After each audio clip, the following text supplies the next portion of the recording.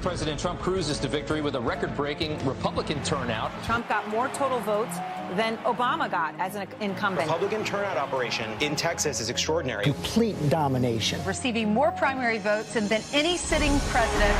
We're winning. We're winning all over. We had record turnout for an incumbent president. The Republican Party has never been unified like it is now. Turnout was also huge for Donald Trump. President Trump celebrating a record-breaking victory. It's not even a party, it's a movement. More than President Obama had by a wide margin. Let's realize how good Donald Trump's political operation is. To all Americans tonight, I'm with you, the American people. I am with you, I will fight for you, and I will win for you. And we are going to keep America great.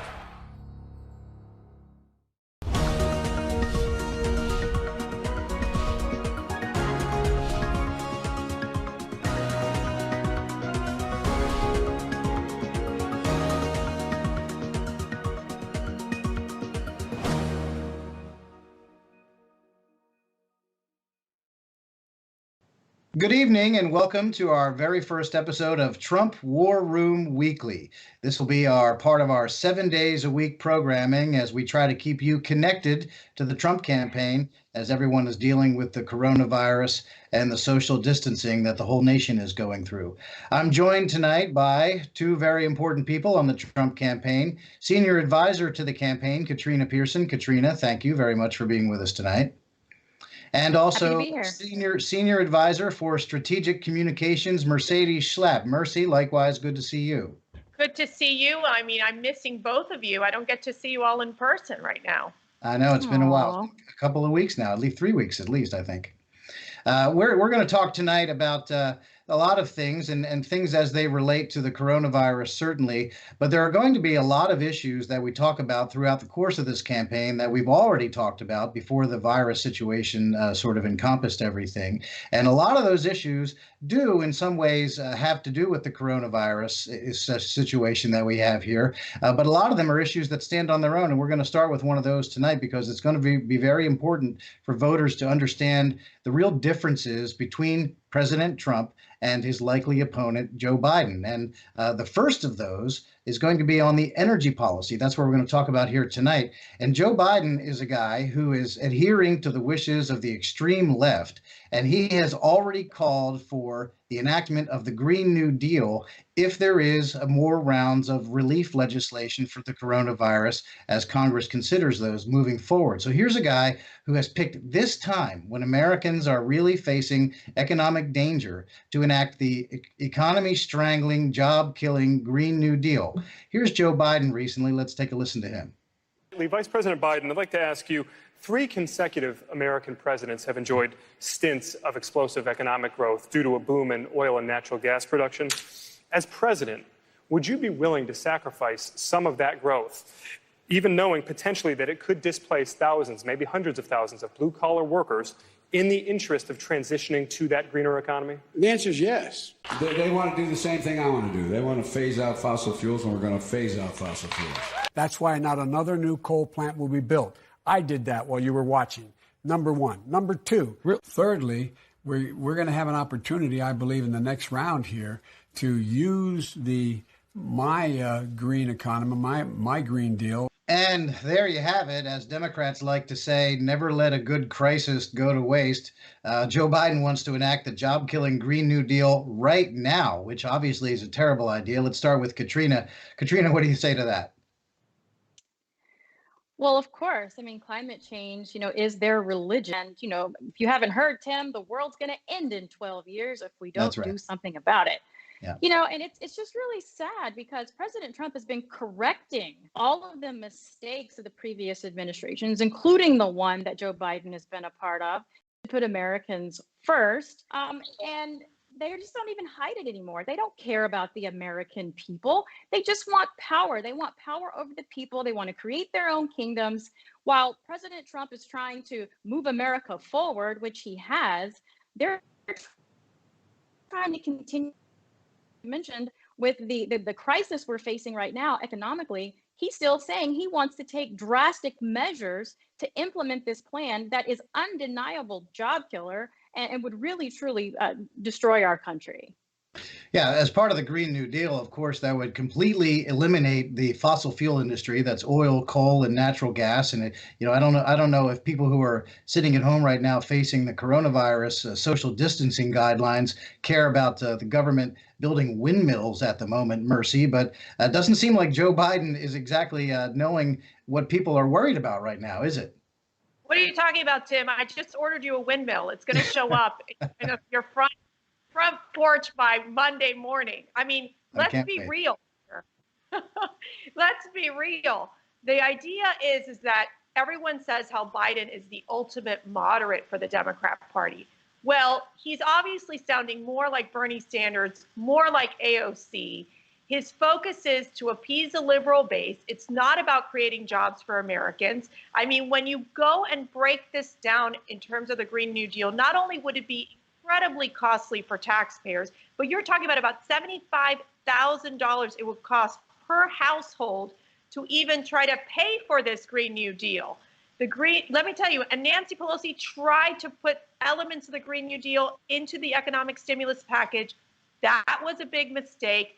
It just shows you that their obsession with really trying to control how we build our energy industry is going to fall flat.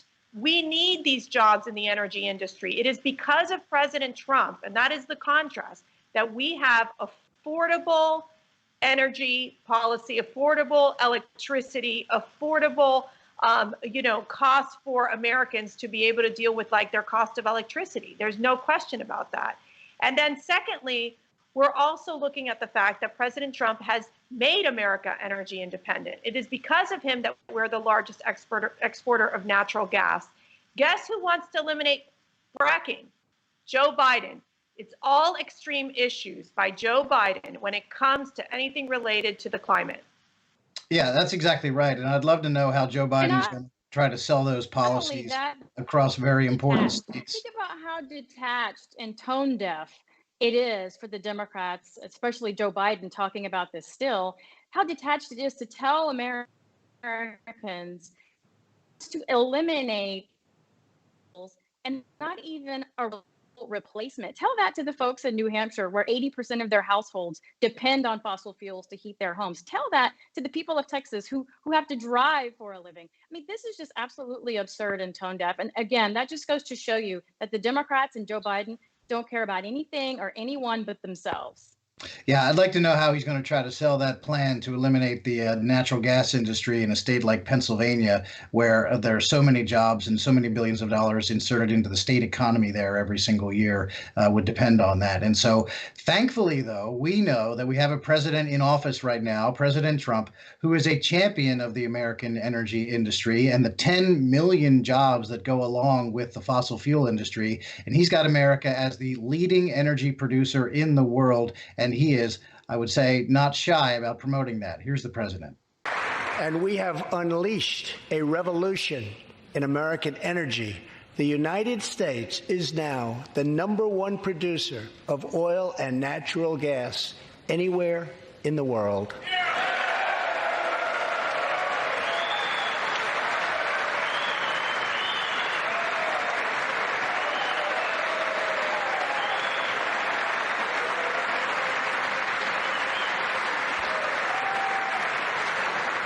And now, for the first time in 65 years, we are a net exporter of energy.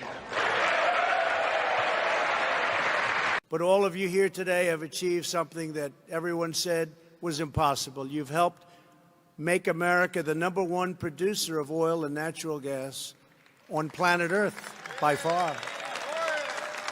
We've ended the war on American energy, lowering utility bills, reducing prices at the pump, and eliminating our reliance on hostile foreign suppliers. For the first time, America is now energy independent.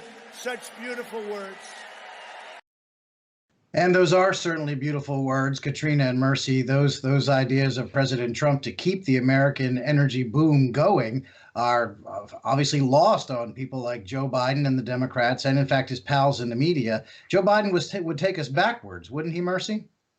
Yeah, there's no question that Joe Biden is the globalist. I mean, he's the one, and we've talked about this briefly in terms of supporting the Green New Deal that would eliminate hundreds of thousands of jobs. It would impact states like Texas, Pennsylvania, Ohio. In addition to that, let's remember, he would support joining the Paris Climate Accord, something that the president withdrew despite all the critics, despite saying that this would be like the end of the world. And you know what? It just showed that the president said, look, we actually have reduced more carbon emissions than most countries. So we are in a stronger position from an economic and environmental standpoint than a lot of countries. And we're not going to be paying for China. We're not going to be paying for these other countries who, are the polluters and have to be involved in this international accord. So I do think that Biden would take us back. And I think it's really clear to understand that right now, while we are going through this crisis in our country, the reason why we've been able to survive thus far, and it's been tough on our economy, is because the president took such strong positions with our economy, made us fundamentally strong. And part of that making us strong was making us energy independent. And that was definitely one of the priorities of the president as he pushed forward on, like the Keystone Pipeline, the Dakota Pipeline as well, things that we know would produce jobs and also create more opportunities and affordable and reliable energy for Americans. Yeah, that's exactly right. It was under President Trump's leadership and his policies that the American economy reached such great heights in the first place, and he's clearly the leader to take us back there. Meanwhile, when Joe Biden talks about enacting the Green New Deal right now, what that would do would be to purposefully handicap our own economy when it can least afford it. That's just astounding. Katrina, what in the world is going on? Well, but is it astounding, Tim? I mean, this is kind of what Democrats do. I mean, we're talking about Joe Biden, somebody that supported NAFTA, somebody that, says China's no big threat, somebody that continues to be on the wrong side. And frankly, you've been in politics for over 40 years and you're still complaining that things aren't right, then the problem is actually in the mirror. So thankfully that we have a president right now, and President Trump, that understands how important energy independence is to our country, and because it's for our national sovereignty and security. And these jobs are vital to our economy. But this is no surprise to many of us who've been watching this downfall. This is one of the reasons why President Trump ran for office. And when you talk about the independent, it is because that keeps his promise to the American people, and he has delivered on so many of these promises. And Tim, I like to say that our president has kept promises he didn't even make. Previous administrations have said they wanted to get some of the things done, and President Trump has gotten them done in one term. He's definitely raised the bar as far as leadership in this country, and I think the American public is paying attention. Yeah, there's no question that this president wakes up every day and every decision he makes is with the first thing in his mind, which is America first. What's good for America in any given situation? There's no question of that. But what we see now, not just on this energy issue, but in the coronavirus setting that everybody is in right now, what we see is that Americans can see that President Trump is clearly leading the nation in this war against the virus. Yet Joe Biden and the media have decided to fill the role of the opposition in that war. And it's really incredible to see and actually disheartening. And I think one of the chief offenders in the media, as we all know, is Jim Acosta of CNN, who really somehow sees it as his journalistic duty to be part of the resistance. So let's take a look at some of Jim Acosta's antics from just the other day. Go ahead. Let's give it a shot. Sir, what do you say to Americans who are upset with you over the way you downplayed this crisis over the last couple of months? We have it very much under control in this country. The coronavirus is very much under control in the USA. It's going to disappear. It's like a miracle. It will disappear.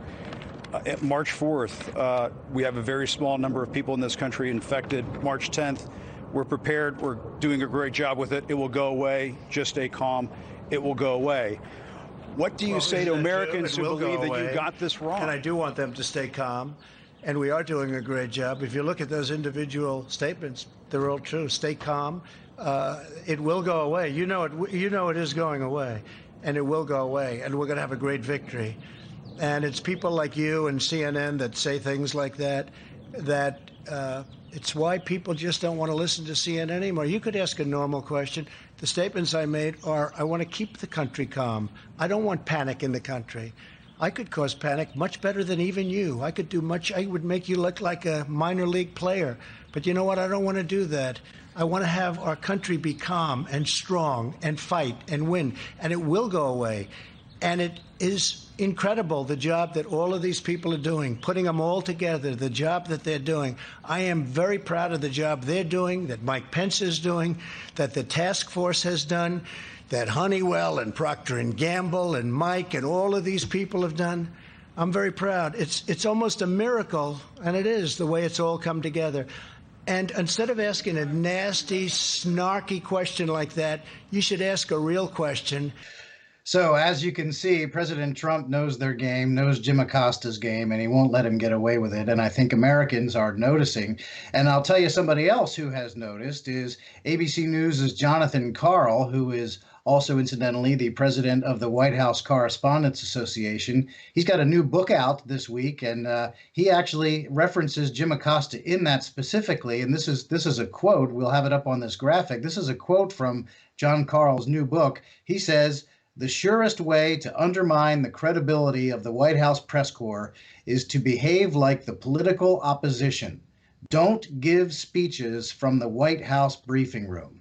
So, Katrina and Mercy, the media obviously can't stand that the president is being effective in communicating directly to the American people during these daily briefings that he's having, telling the country what's going on with the coronavirus. And Katrina, the media just can't stand that, can they? Well, no. And like the president says, fake news is the enemy of the people.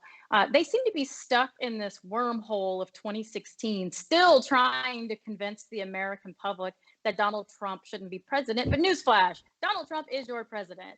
And they just can't seem to accept this for whatever reason. But I think mainly it's because they would have to admit that they have lost all control and all power. Because in the past, they would be able to sway public opinion to the point to where they could crown someone or sink someone's candidacy, and they just couldn't redefine Donald Trump in this last election cycle, and they're just stuck there. So instead, they have become this resistance headquarters, and they're behaving like children who didn't get their way. And Tim, like most children today, they put their value on their number of Twitter followers, and their goal is to lead in with all of these statements instead of asking the president a question so that what he says can get to the American people. They just want to go viral on the internet, and they just want to be YouTube stars. And it's very embarrassing, and what a detriment to journalism. Yeah, it's definitely all about trying to get the video of themselves asking what they believe is a tough question when in fact it's just pontificating, and they're chasing clicks. Mercy, you worked for a long time in the Trump White House. Have you ever seen anything like this, the way that the media is behaving? Let me think. Yes. So, trick question. Here's the deal. You have to ask yourself if Jim Acosta is being paid for by the Democrat National Committee, because what they spew on air are the Democrat talking points. And it is so obvious and so transparent that Jim Acosta hates President Trump and hates everything that the president stands for, that he allows his emotions to overtake himself. And so it's really troubling for all of us who have, grew up with CNN, actually back in the day when it actually could deliver fair and pretty balanced news, to now it becoming this aggressive agenda trying to destroy the presidency. We saw this with the Russian hoax. We saw this with impeachment, and so I think it becomes a problem for CNN when you have these types of hosts or these types of so-called journalists who are asking these questions that have no substance. So literally, Jim Acosta's question was, Americans are upset. Okay, maybe some of the Americans he's talked to. I got to tell you, the Americans I'm talking to, they're like, thank God we have President Trump as a leader. And instead of asking, let's talk about the ventilators or the mask or the public-private partnerships that you are working on, Mr. President. I'm not scared of a tough question. God only knows the president's not scared of a tough question. But the reality is that the way Jim Acosta and some of these other very liberal journalists ask these questions, where it's, Peter Alexander with his question of, are you being too positive? Or this other question again of, are you there's Americans who are upset. As we all know, this is a moment of time that we're trying to figure this all out together, this coronavirus. So we're getting answers as we go along. And we need to come together as a country. I'm not saying these journalists, many of them, they're not going to help us, but at least to provide very solid material and information to the American.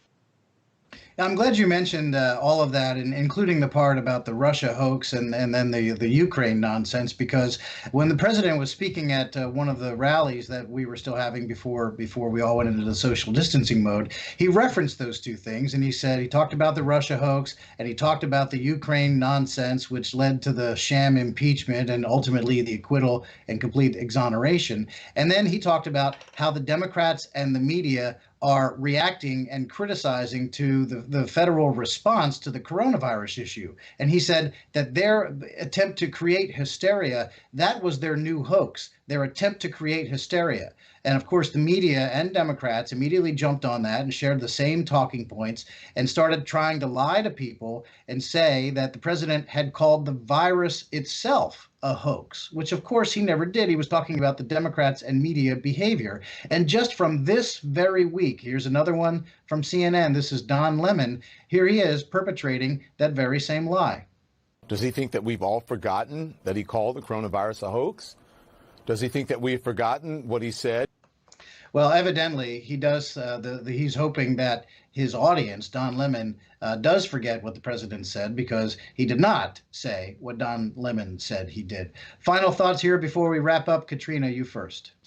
Well, they have to do this, Tim. People like Don Lemon, I mean, this is how they evade the actual questions that should be asked. And if the media was doing their job, they would recognize that somebody like Joe Biden, who is likely going to be the Democrat nominee, should be asked an actual question about why on his watch that their administration did not replenish the N95 mask. Let's talk about the inaction on the other side. The media is going to be one-sided. That's why we're here, to set the record straight, to tell the American public exactly what President Trump is doing. And that's what we're going to do. And so what we need to do now is to continue to promote the president's agenda, to make sure the American people know what's actually going on, and not what the media continues to spoon feed the American public in the attempt to continue to try to demonize our president. Yeah, so there's Don Lemon trying to tell his audience that the president said things that, in fact, the president did not say. And I think it's pretty clear that the media has not learned a single lesson from what they went through in 2016, which led to the president's election in the first place. And here he is on his way to re-election in November 2020. Mercy, some final thoughts. Well, I think, Tim, you got to put into perspective, does Don Lemon have an audience? Do we know if he does or not? That's a bigger question. I don't know. Okay. The fact checkers can look after that one. I think it's up in the air. Actually, I think the only person who gives them ratings is the president. So, I think at the end of the day, we look at the media. We want to work with the media, but there are so many in the media who don't want to work with this president. They have the agenda from day one to try to take him down. And I just think at this point, we are in a moment in time in our country where we got to work together to make sure the information is getting to the American people, because this is about life and death. This is about their health. And it's also about our economy and making sure that we're able to rebuild this economy very strongly. So, our job here is we're going to keep talking straight to the American people. We need you out there, you who support Trump, who love this president, who are part of this movement, to ensure that you are talking about the facts and make that contrast about Joe Biden. It's very critical for the American people to see, and for your friends and colleagues to know, that what Joe Biden is offering is increases in our taxes, making sure that government's more involved in your life, and take away any of the accomplishments that President Trump has been able to deliver thus far. So we got to stand together, get this president reelected, and we're going to keep coming to you and talking to you about the issues that matter as we approach this election. That's exactly right. It will be our job to try to get the information out into the bloodstream, and folks who are with us online across all of our social media platforms every night, 7 nights a week, we'd ask that they stay involved and get involved and make sure that they understand that there are going to be real differences, very important differences between President Donald Trump and Joe Biden, who appears to be the likely Democrat nominee. So I want to thank you both, Mercedes Schlapp and Katrina Pearson, for joining us. Again, this is part of our 7 nights a week programming here on Trump Online efforts as people are in the social distancing situation because of the coronavirus. There are other ways you can get involved. Please don't forget to text Trump to 88022. And also, if you want to get involved and volunteer for the campaign and get involved in any number of ways, please visit the great website, armyfortrump.com. That's armyfortrump.com. And that has plenty of tools for everyone to get involved. I want to thank you both. I want to thank our audience for joining us. And we will see you again every night this week, and especially Sundays for Trump War Room Weekly. Thanks for being with us.